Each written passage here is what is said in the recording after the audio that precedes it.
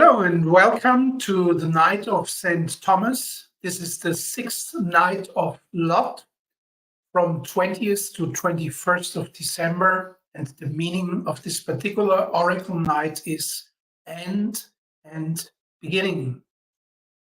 End and beginning, very fitting because we are just one day away from the winter solstice.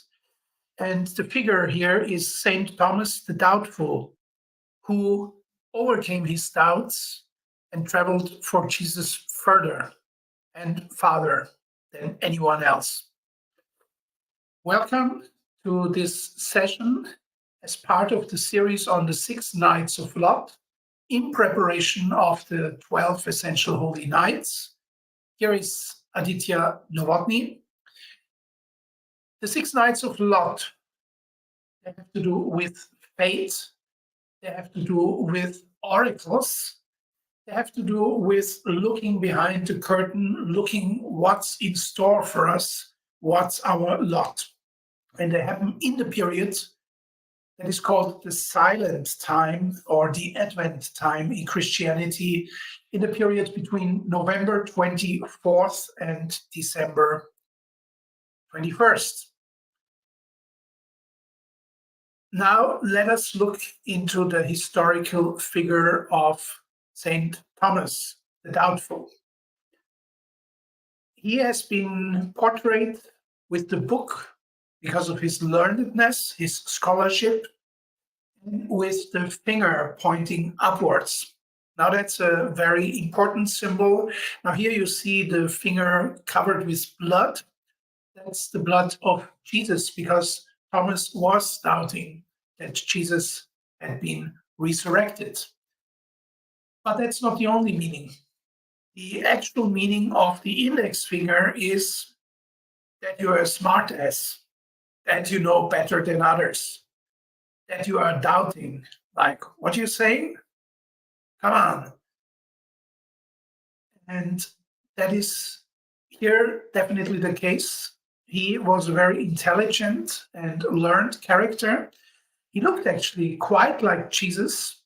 He was sometimes even said to be like a twin brother of Jesus Christ, but he had a very doubting nature. And he always asked the uncomfortable questions. He didn't take anything for granted. In a certain sense, St. Thomas is a very modern character. Many people are nowadays like that. And this gesture I was using some 15 or 20 years ago in a lecture, maybe in Singapore, maybe in Thailand, I don't remember. You know, in the Western Hemisphere, people sometimes do this. I had an Ayurvedic doctor in the audience, and he said to me afterwards, Aditya, do you not know that this is the stinky finger? And I said, how come it's the stinky finger? And he said, well, Ayurvedically, the nadis that connect to the index finger, they are connected with the ego. It means if you are gesticulating like that, that's your ego. You want to be in the right, which is, by the way, the other side of being doubtful.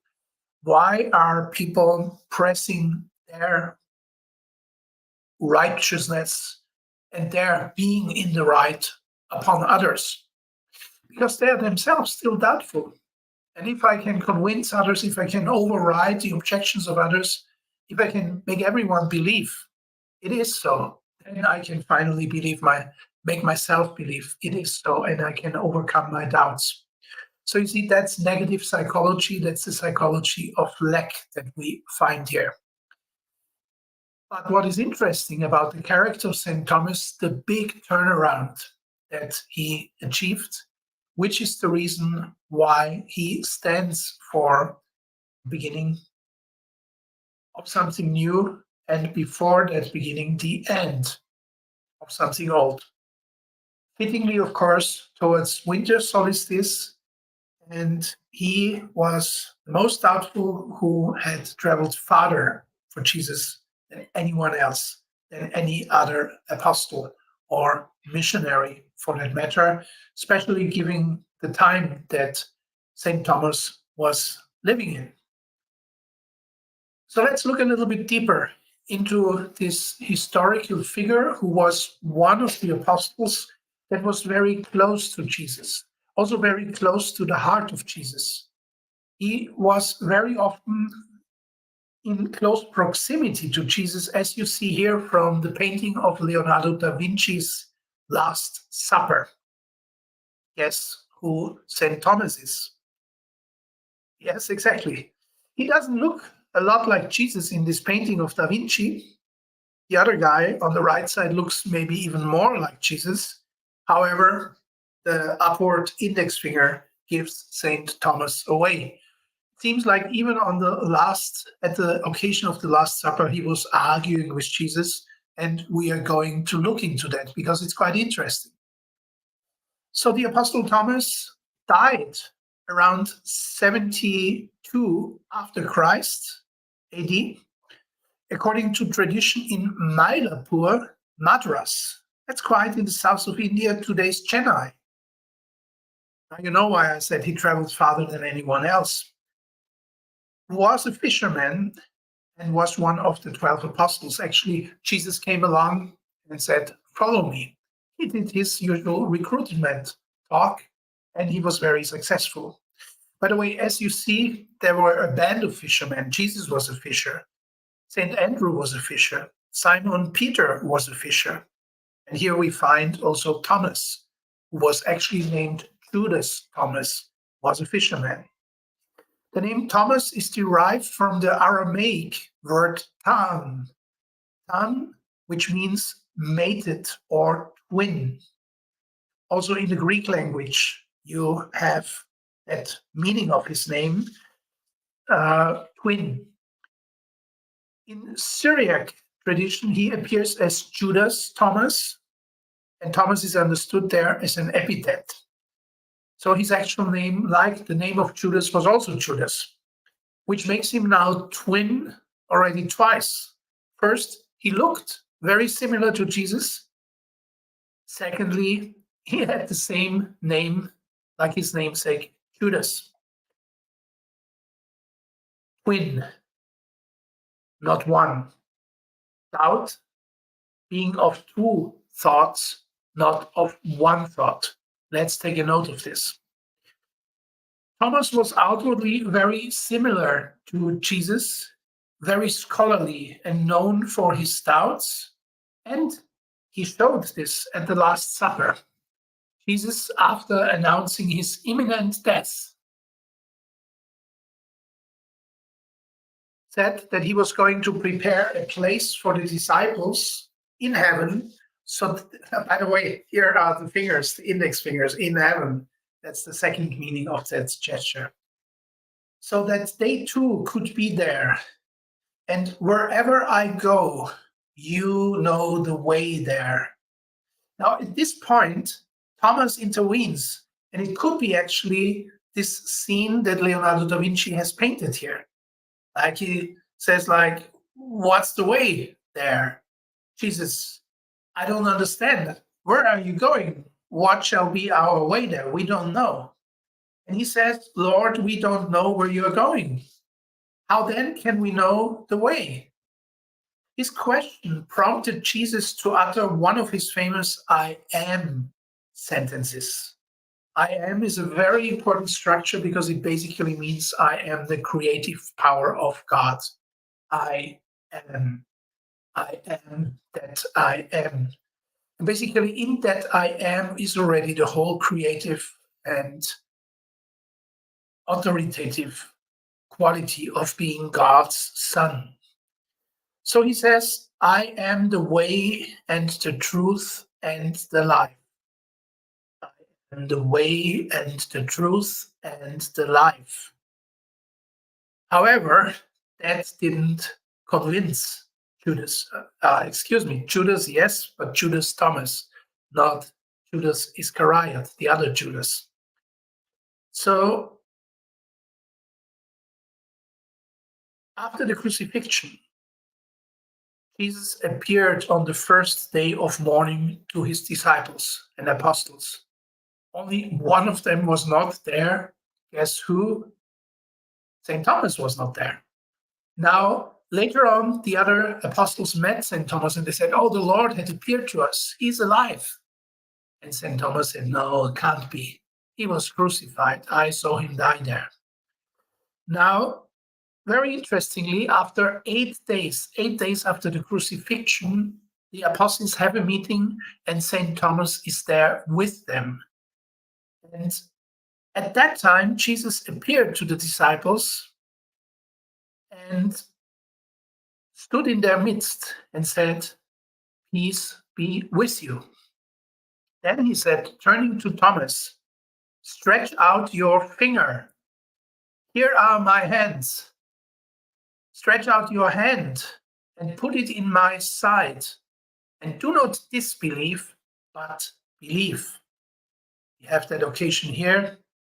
Thomas putting his fingers into the wounds of Jesus. By the way, that's not the single index finger, that's the double index finger, middle finger, which is also the gesture of the ancient oint maker. And you see actually fingers and hands speaking a lot in those ancient paintings. Has to do with energy, has to do with mudras, has to do with directing energy. So Thomas answered him when he touched the wound of Jesus, "My Lord and my God." He finally became a believer and overcame his doubt. But Jesus said to him, "Because you have seen me, you believe. Blessed are those who do not see and yet believe." Because you have seen me, you do believe. Blessed are those who do not see and yet believe. Strong tobacco, isn't it? Now, at that particular meeting, 8 days after the crucifixion of Jesus, Jesus gave a mission to Judas Thomas, our doubting Thomas. And this was right after he became finally a believer. And he said, "Thomas, you will go to far away lands. I want you to go to the Orient, where none of our community, our Christians, of course, they were called later Christians after the Christ, has ever been before." And it actually was the beginning of a journey that took Thomas the Apostle farther than any other apostle. You remember St. Andrew, he went all the way to Ukraine and Russia. And we had others who went to the north of Africa or across the Mediterranean or Turkey, nowadays Turkey. But his first stop was in a big capital city in an area that is today Iraq or Iran. And the great king there wanted to build a palace. And here comes a very interesting detail. I told you that St. Thomas was a fisherman. However, he was also a mason. And he is actually seen as a mason, as a protractor that he carries as a symbol of him being a builder, which is also why Thomas is an important figure for Freemasons. Actually, St. Thomas is the saint of the Freemasons. And you might find some paintings on the internet where you see him actually with the protractor. So quite interesting, because first we hear he's a fisherman, and then suddenly we hear he is a builder. And that king in the Orient trusts him to build a new palace. And he gives him riches to really build that huge new palace. However, what does St. Thomas do? Now he had finally overcome his doubt and was a full believer. He was giving away all these riches to the poor, distributed it among the people. The people loved him. Poor people loved him. But when the king heard that he had given all that money, all these treasures away, he had him put into prison. That was not the plan of the king. However, in the night, the brother of that king who had died appeared to the king in a dream. And he said to him, "You know, my brother, Thomas has built a palace for you that is not of this world. You wanted to have a palace for this world, but what Thomas did, he built already a palace for you that is not of this world. Referring to the fact that he was helping the poor and that he was using the riches that the king had given to Thomas in a more divine way. That dream really awakened the king, and he had Thomas come out of prison and he converted to Christianity. And then he said, Thomas, I know that your master, Lord Jesus, has sent you even to farther and further countries, further east. You must go to India. And he gave him his blessings, he gave him some means. And St. Thomas was really traveling all the way to Mylapore, which is today a suburb of Madras or Chennai by the modern name. Now here comes this apostle of Jesus, and he meets in a temple, veneration temple ceremony of Surya, the sun god. Brahmins are leading this ritual of sacrificing to the sun god. And of course, from a Christian point of view, that's very pagan. And what does St. Thomas do? He stands in the back and he just starts talking about Jesus. And some and more people of these Indians were turning towards him. And the Brahmins, the priests, they were getting mightily angry. And finally they said, well, catch this man. He is against our beliefs. And St. Thomas managed to escape, and he escaped to a nearby mountain.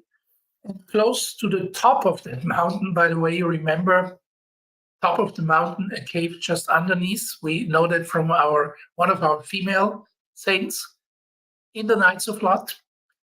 He, as St. Thomas, escaped there to this cave. And he was betrayed by a shepherd. He, St. Thomas, was caught by the guards that the Brahmin priests had sent after him.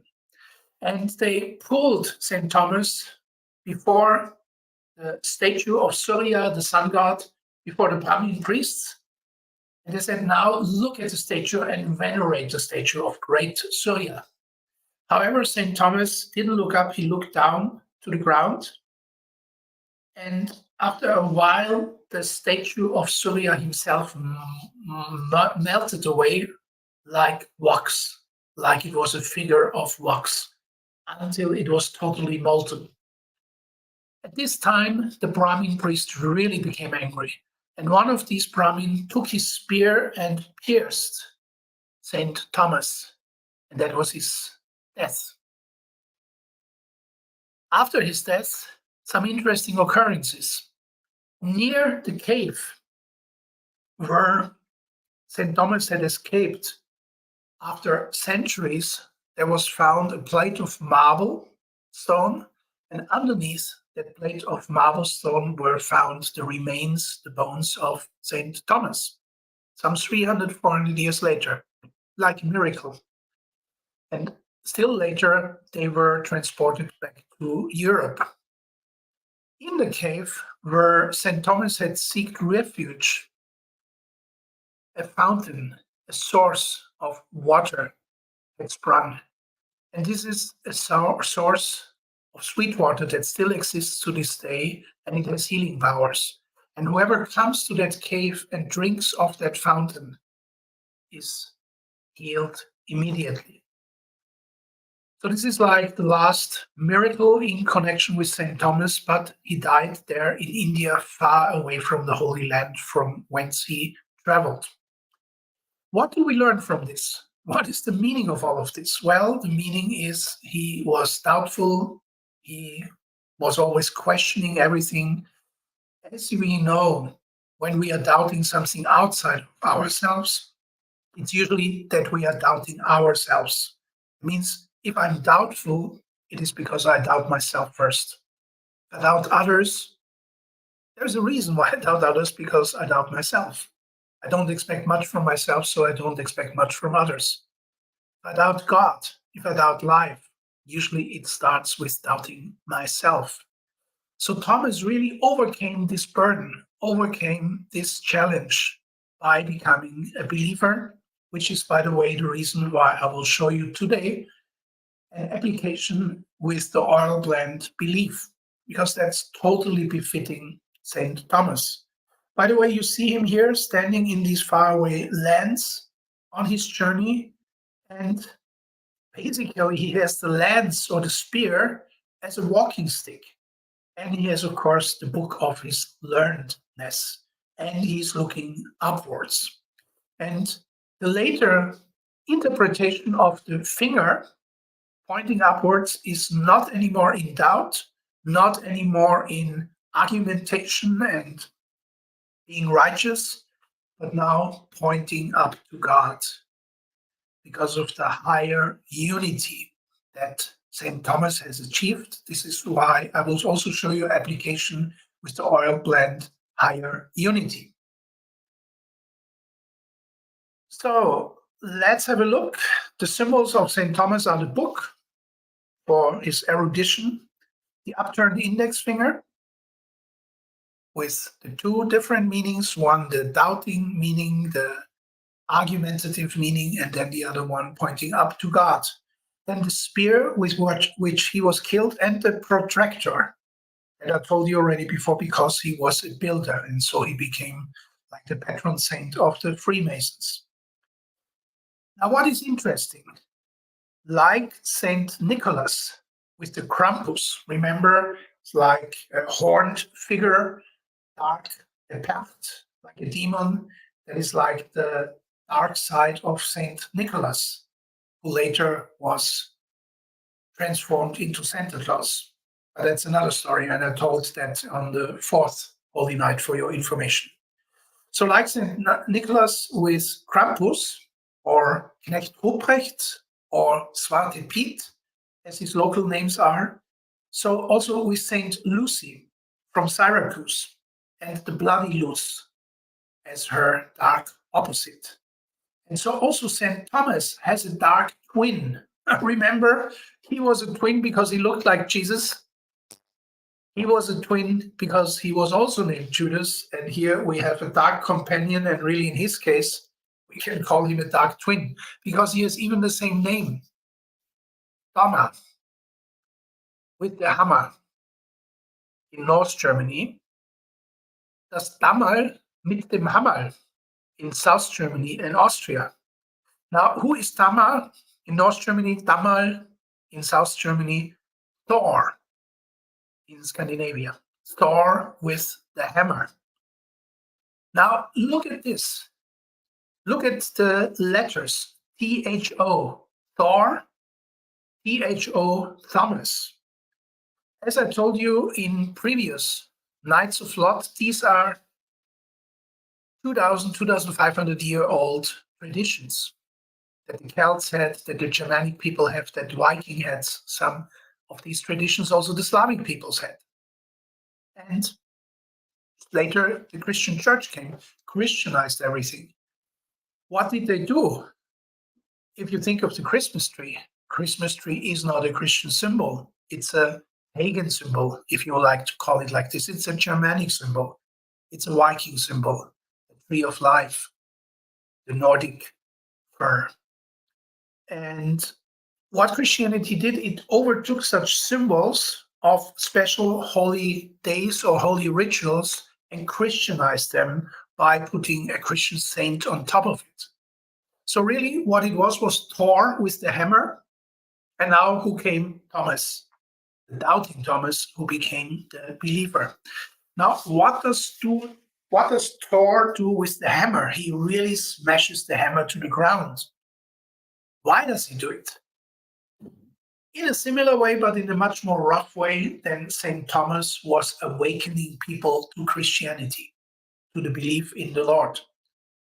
So what Thor does, he really smashes his hammer to wake up people from their very little-minded mindset, from their petty views, from their little world. He awakened them to the cosmic forces, to the power of the gods.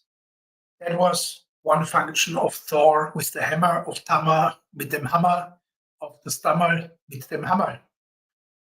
And it's really amazing how directly even the first three letters of the word Thor and Thomas are alike. And so with Thomas, he is the bright one, he is the saint, he is the Christian one, and then the Tamar with the hammer is like the dark side of him. What is interesting, and let's look at that, because I'm sure you are now really thinking, isn't that interesting? If you look at the last three nights, Night of St. Nicholas, then we have the dark figure, the Campus, or the Zwarte Piet, or the Knecht Ruprecht. And the meaning of that fourth night of Lot is fate and freedom. Fate and freedom. It could also be called cause and effect. Cause and effect. As you know, St. Nicholas is reading out of the book of justice. He's basically reading the karmic records to the people he visits. Remember also the similarity between Odin looking through the chimneys into the houses and the actual task that St. Nicholas has. So here we have cause and effect, here we have fate and freedom, here we have good and bad karma. And this is the first figure on the fourth holy night that has a bright side and a dark side. Then we have St. Lucia of Syracuse, that beautiful young woman with luminous eyes who really had the light and shared the light. But she has that dark side, the bloody Luz, who looks really like Kali in India, like a raging goddess. And the meaning of the night of St. Lucia is darkness and light. And now finally, we have St. Thomas and Tamar, or Thor, with the hammer. And here we have the meaning end and beginning. And then awakening to a new beginning. Or Thomas finally overcame his doubts and he awakened to a belief that would bring him all the way to India, converting many people on his way. So here you have this duality. You have this polarity, fate and freedom, cause and effect, good karma and bad karma, darkness and light, the end and the beginning, which is quite interesting to think of it, that these last three of the 6 nights of Lot are confronting us with a bright side and with a dark side principle. Why is that so? Because the year is coming to its end. Now we have the night of St. Thomas before us, which is an oracle night, and which also makes us finally leave behind the dark energies, the dark thoughts, the brooding thoughts, the dark emotions that we maybe have harbored during the last year. Now we are just one day away from winter solstice, and the holy nights are starting. Now is the final turning point, and the old energies, and begin the new. During the night of St. Thomas, and that is the night from 20th to 21st of December, you can see the future in your dreams, especially if you prepare for it. And I will show you an oil ritual that you can use, which you use before going to bed. And you can also see your future beloved, if that person is coming into your life in the next year, in your dreams, and then in reality. Or you can see your future self in that dream, your future self in that coming year. So it's quite interesting, a very beautiful oracle night. So let's go to the oil rituals to make that practical. If you have Believe oil blend, you can use it right away. As you remember, I always do it aromatic breathing, which is like the crux of serious aromatherapy, 3 to 5 minutes concentrated aroma breathing from the bottle. Now, this belief oil blend contains Idaho blue spruce and Idaho balsam fir, two very powerful trees, one spruce, one fir. It contains ilang ilang, which is a flower that grows in the tropics. And that is very lovely, and it balances yin and yang. But it also contains frankincense, and frankincense, of course, being the basic spiritual oil. What do these four ingredients? There are more than these four, but these are the four crucial ones. Speaking about crucial and Jesus' crucifixion, it was not an intended pun, but it is crucial to understand it's always certain plants that have certain effects. So they are really there to support your belief, to strengthen your belief, first by grounding you and revitalizing you. Because belief comes only when you have belief in yourself, and that comes only when you're grounded and when you have energy within yourself. And then it supports feelings of strength and faith, especially the frankincense, of course, gives us a very nice dose of faith. Together with other essential oils, the combination of these oils can help you achieve higher consciousness. Like we have St. Thomas looking up. Just imagine he just smashed the party of the Brahmin priests, venerating Surya, the sun god. And he indeed is in a higher consciousness. I mean, what he did was an act or many acts of faith after he had been performing many acts of doubt before. You also will be able to work through emotional hurdles and setbacks using that particular oil blend, and you will be able to reach your true potential. It all starts and ends, or ends and starts. Remember the end and the beginning. It all ends and starts with your belief. So how do you use belief on top of the aromatic breathing? The actual points, of course, is a fantastic oil blend for diffusing. It's one that I often use in the night because it really makes me feel with the spruce, with the fir, like I'm sleeping in the mountains. Beautiful air. I run it with the diffuser the whole night. And beautiful breathing, beautiful oxygen. But on top of it, of course, this blend has high energies. So you apply it on the crown chakra. You apply it on the third eye. You apply it on the throat and the neck. And most importantly, you apply it on the heart. It also always comes from the heart, not just your third eye, your spiritual will. And actually, may I make a suggestion? Apply a little bit more of the belief oil blend, not just on the center of your chest, but all across your chest. You will feel it immediately, what I mean. Then again, come back to aromatic breathing, aroma breathing from the bottle.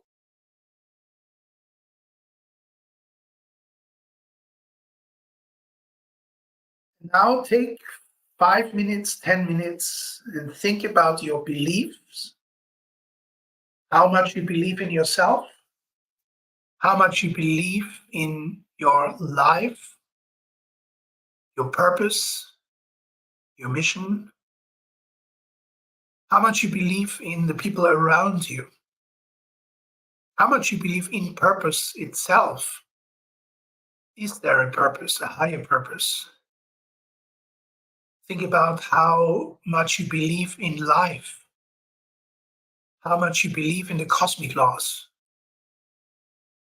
Eventually, how much do you believe in the source of creation? How much do you believe in the creator? And really go deep into this. Take at least 5 minutes. Do this as the last thing before you go to bed, into this night of St. Thomas. By the way, do it a second time when you wake up next morning on the 21st of December. And do it a third time just before sunset on the afternoon of the 21st of December. And that's now to restore yourself to belief if you have ever been doubtful or challenged. That's the first step. Now, the second step is belief restored. Now we come to that higher unity. Unity overcoming separation, unity overcoming twofoldness or split into two, or being of two thoughts, or being of two minds, or being a twin, being cut off from your higher source. With higher unity, a luxurious and rich blend consisting of sacred sandalwood and sacred frankincense, which is, by the way, why this is one of the most exclusive oil blends that Young Living carries. It has rose, it has jasmine, two of the most precious flower petal oils. And then it has sacred sandalwood and sacred frankincense. So that's basically like the king and queen of plants. Queens of plants, jasmine and rose. Kings of plants, sandalwood and the frankincense, both in the sacred variety. You still have some energy here with black spruce and some freshness and differentiation with lime, spearmint, and lemon. Also great for concentration. Quite an interesting blend. And while you see me again doing the aromatic breathing right from the bottle, you may ask, where do I apply it? And the answer is, well, it's your higher unity. So where do you apply it? First of all, of course, where you unite with the higher principle, that is your crown. Secondly, apply it all across your forehead and on your third eye. Thirdly, apply it on your heart. Quite similar spots like belief. And by the way, belief, I didn't mention it, belief you can also apply all across your forehead because some doubtful thoughts cross your forehead. So it's helpful before you come to the higher unity step that you apply belief all across your temples and forehead. But then you follow up with higher unity and you apply higher unity on the third eye, on the crown, on the heart chakra. And then wherever else you feel you need to be united within yourself, be united with your higher source. But also, and this is the reason why it has jasmine and rose inside, it's a very social oil. We could say it really gives you social capital. It gives you social wealth because it really creates also unity between you and people around you, which is, by the way, what St. Thomas did. He went out into faraway lands and he created communities, early Christian communities.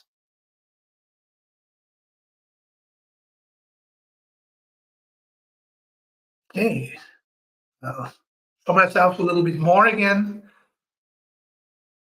I hope you have higher unity with you and belief oil blend with you. Now let's go to what high unity does. It has uplifting, inviting scents that encourage personal focus and spiritual balance, evoking feelings of openness and unity with self and, as a consequence, with others. High unity creates a sense of oneness with others and with yourself. By the way, also a sense of higher oneness or higher unity with the divine, and is designed to help you bring your community together, your flock together, whatever your flock may be. To help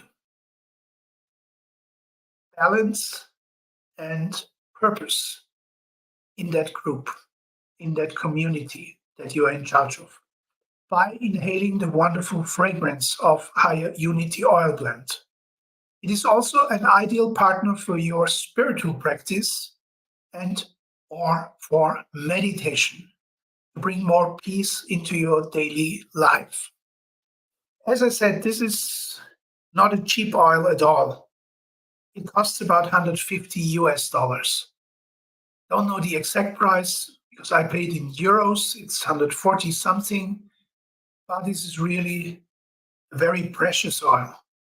Now, the most economic way to work with such an exclusive oil is always aromatic usage. It means you don't spend money drops on your body or your chakras.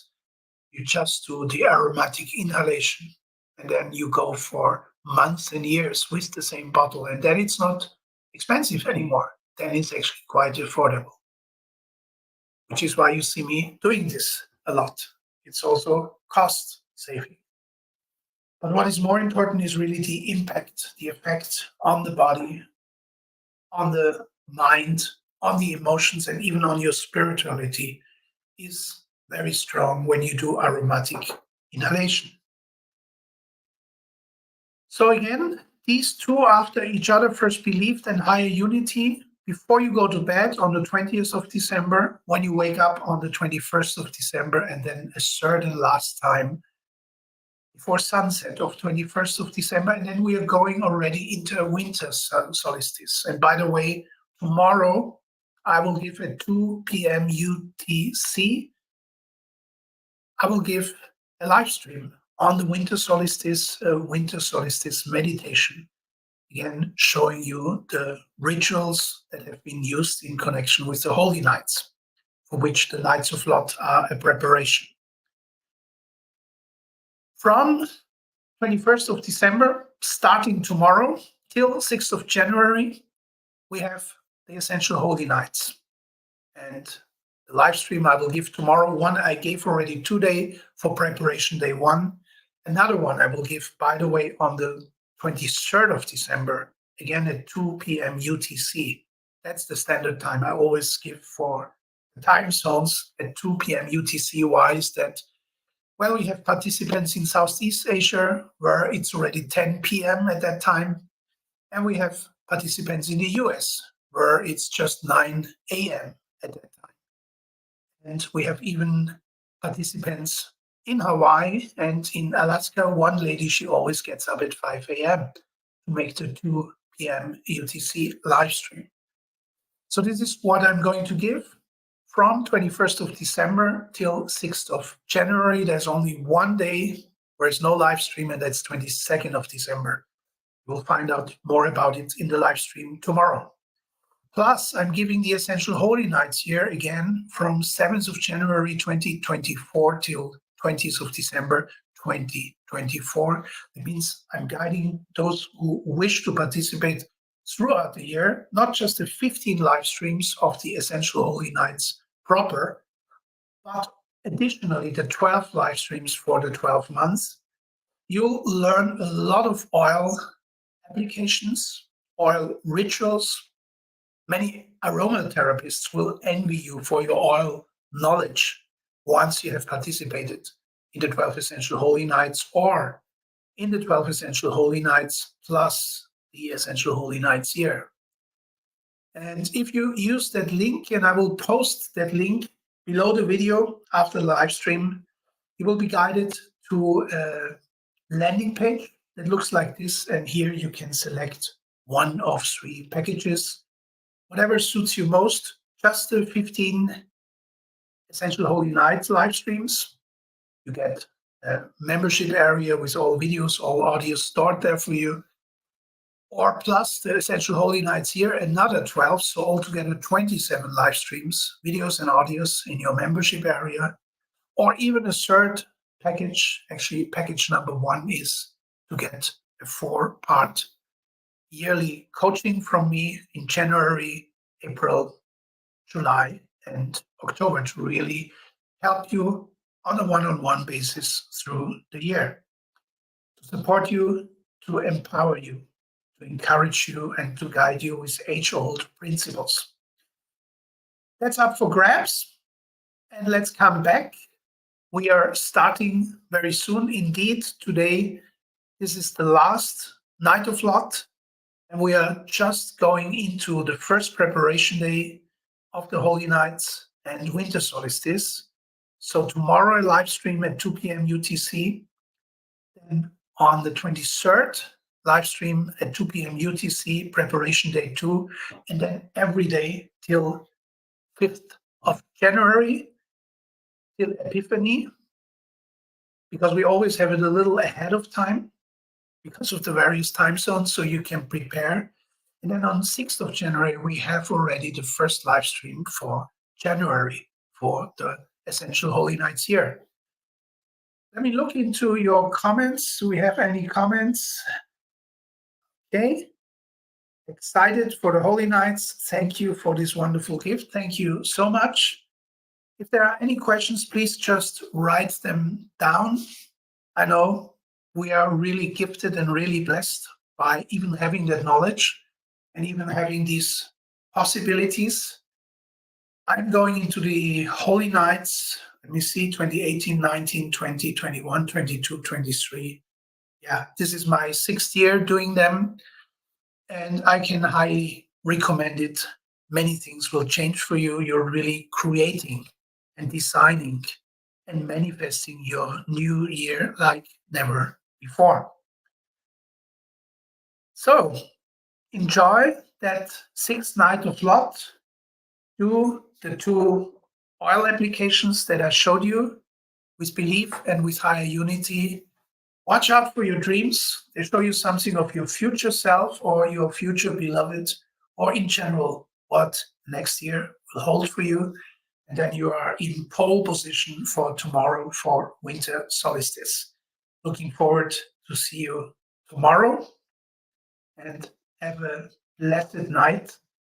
Many, many insights and insightful dreams.